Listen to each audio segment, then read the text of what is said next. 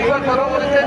আমাদের এখন কথা বলবেন এবং গান পরিবেশন করবেন জনাব মুনির চৌধুরী।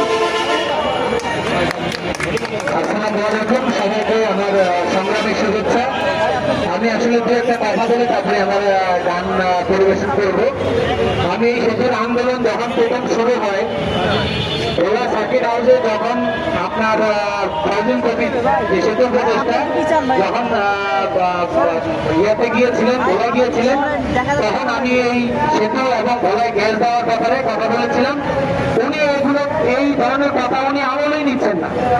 তখন আমি বললাম যে 34-এ যে আন্দোলন হয়েছে সেই আন্দোলনটা কিসের জন্য হয়েছে বলেন আপনারা সবাই?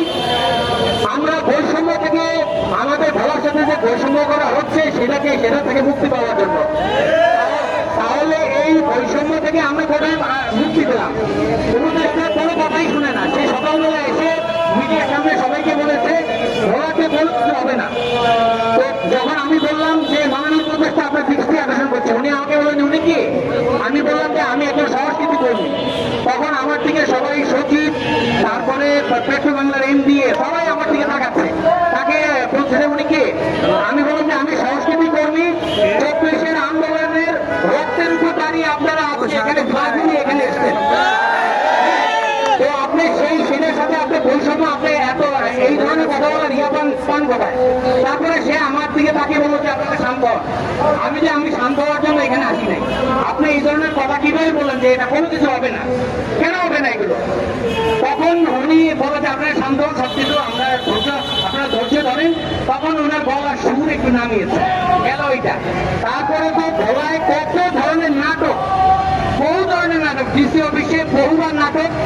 আমি বহুবার বেশ কয়েকটা মিটিংয়ে আমি ডিসি অফিসে উপস্থিত থেকেছি এবং একটা মিটিংয়ে আমি প্রথম এই সেতু প্রতিষ্ঠা সবার সামনে আমি প্রথম তার পদত্যাগ দাবি করছি। আমি একমাত্র আমি পদত্যাগ দাবি করেছি, তখন সবাই আমার দিকে মানে কি বলবো, আমার দিকে সবাই উপহাসের দৃষ্টিতে দেখাচ্ছিল, সবাই আমার দিকে উপহাসের দৃষ্টিতে দেখাচ্ছিল। তারপরে আমি পদত্যাগ চাই। পরে SP সাহেব আমার মিটিং এর শেষে আমাকে বলে যে ভাই আপনি এত উত্তেজিত হলেন কেন? আমি বললাম যে উত্তেজিত হওয়াটা যথেষ্ট সঙ্গত এবং আমাদের ন্যায্য দাবি, এই দাবির সাথে আমাদের সাথে বস করা করতে হবে। সেই জন্য আমি একটু বেশি এক্সাইটেড হয়ে গেছি। সর্বশেষ আমাদের এই যে উপদেষ্টা এবং 3 জন উপদেষ্টা ভোলায় গেলেন, গিয়ে সেখানে উনি বলে আসলেন